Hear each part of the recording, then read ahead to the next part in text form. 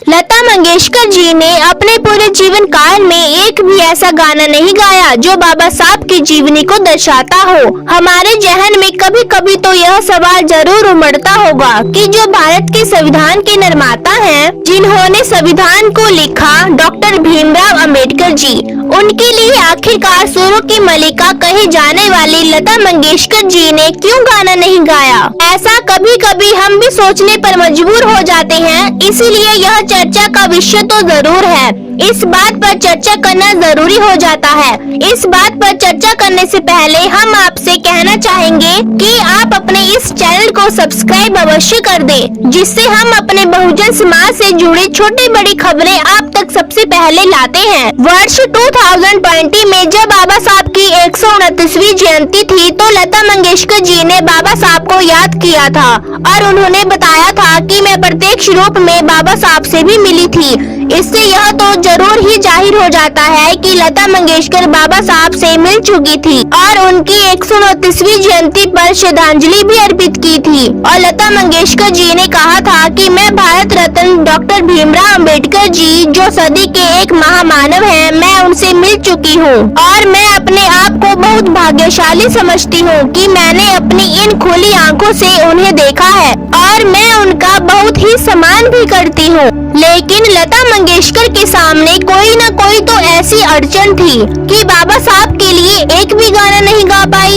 इतिहासकारों से मालूम होता है कि कोई न कोई एक ऐसी महान शख्सियत भी थी जो बाबा साहब के लिए गाना गाना चाहता था। उस महापुरुष का नाम है लोक शाहीर वामन, जो कि मराठी शाही कवि और बाबा साहब के आंदोलन के कार्यकर्ता भी थे, जिन्हें ज्यादातर दादा कहकर ही बुलाते थे, जो कि बाबा साहब के विचारों को महाराष्ट्र में घर घर और गांव गांव जाकर पहुंचाते रहते थे। वे चाहते थे कि लता मंगेशकर बाबा साहब के लिए एक गाना तो जरूर गाए ही गाए, लेकिन लता मंगेशकर जी इस बात पर ज्यादातर ध्यान ही नहीं देते थे। एक और भी थे, एक महामानव जो बाबा साहब के लिए गाना गाना चाह रहे थे, लेकिन उनकी भी लता मंगेशकर जी ने कोई भी बात पर रिएक्शन नहीं दिया। उसके बाद लोग काफी गुस्से से भी भर गए थे।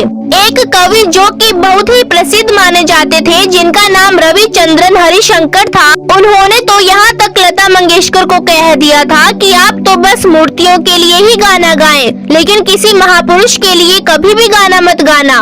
फ्रेंड्स, अभी तक हमें इस बात का पता ही नहीं चला कि आखिरकार वह कौन सा कारण था जिसके लिए लता मंगेशकर जी बाबा साहब के लिए गाना नहीं गा पाई।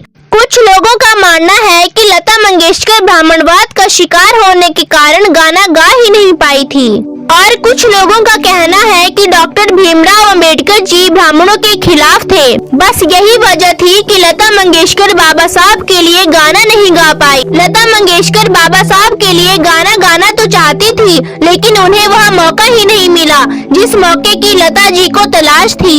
कुछ लोगों का ऐसा भी मानना है, जब भीमराव अंबेडकर के पुत्र प्रकाश अंबेडकर जी ने लता जी से पूछा कि आपने बाबा साहब के लिए गाना क्यों नहीं गाया, तो लता जी ने मुस्कुराते हुए कहा कि प्रत्येक व्यक्ति अपने अनुशासन से रहता है। जिस तरह मैंने नेहरू जी और सरदार पटेल जी के लिए गाना नहीं गाया, इसी तरह बाबा साहब के लिए भी मैंने कोई गाना नहीं गाया। लता जी ने इस तरह प्रकाश अंबेडकर जी को अपनी मीठी वाणी से उत्तर दिया था। बाबा साहब हमारे देश पहले पॉलिटिशियन, अर्थशास्त्री और संविधान के जननायक थे। उन्होंने शोषित वर्गों और समाज के पिछड़े लोगों और भारत की सभी महिलाएं, चाहे वह SC, ST की हो या स्वर्ण की, उन सबके लिए बहुत संघर्ष किया। भारत में न्याय और समानता का अधिकार दिलाने के लिए अपना संपूर्ण जीवन समर्पित कर दिया। बाबा साहब द्वारा जो समाज को शिक्षा दी गई है और उनके आदर्शों को मजबूत ताकत देने के लिए बाबा साहब के नाम पर बहुत से भजन और गाने भी बनाए गए, जो कि बाबा साहब के संदेशों को फैलाने में काफी अहम भूमिका भी निभा रहे हैं। खैर, कोई बात नहीं, अगर लता जी ने बाबा साहब के लिए गाना नहीं गाया तो कोई बात नहीं है, मगर 90 के दशक के एक महानायक और महागायक उदित नारायण जी ने पिछड़े लोगों के हित पर और बाबा साहब के लिए बहुत ही शानदार गाना गाया है, जिसके बोल है, ये कैसी है कयामत, ये कैसी है कयामत, बिजली दिलों पर गिरी है, बिजली दिलों पर गिरी है। दलितों के आंसुओं से धरती भी रो पड़ी है। ये कैसी है कयामत, इसे आप सुन भी सकते हैं। बाबा साहब दलितों, पिछड़े वर्गों और शोषित समाज या महिलाओं के ही मसीहा नहीं, बल्कि संपूर्ण भारत के आदर्श महामानव हैं, जो विश्व भर में विख्यात हैं, जिनका संदेश आज भी बहन मायावती जी और भाई चंद्रशेखर आजाद और नवाब सतपाल भाई जी और स्वामी प्रसाद मौर्य जी व अभिषेक जाटव जी घर घर तक और जन जन तक पहुंचाने का कार्य कर रहे हैं। हमारा इन सभी महानायकों को कोटि कोटि नमन है, जो हमेशा कार्यशील रहते हुए समाज के लिए संघर्ष कर रहे हैं। अगर आपको मेरी वीडियो अच्छी लगी हो तो लाइक, शेयर, कमेंट, सब्सक्राइब अवश्य करें। कमेंट में अपने विचार जरूर शेयर करें। जय भीम, जय भारत, जय बुद्धाय नमः।